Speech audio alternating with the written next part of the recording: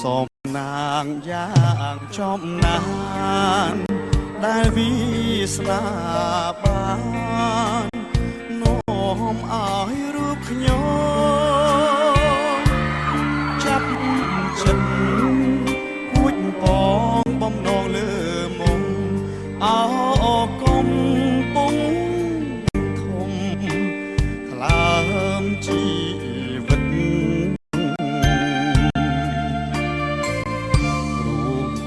កុលាបជ្រាបសពប្រាណត្រជាក់ព្រៀបបាននឹងទឹកអមរិត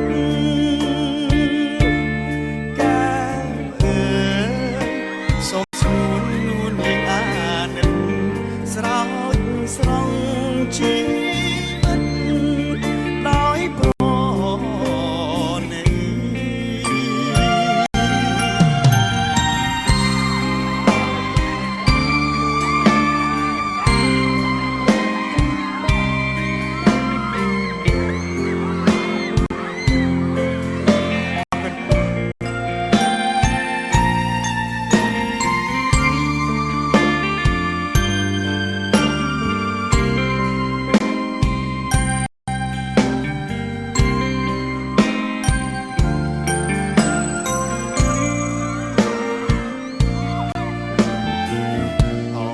កំពុងធំជំរុំចិត្តសូមផ្ញើជីវិត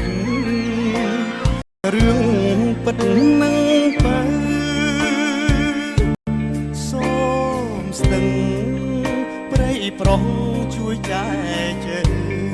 រូបបើឲ្យខ្ញុំជាគូអើយអត់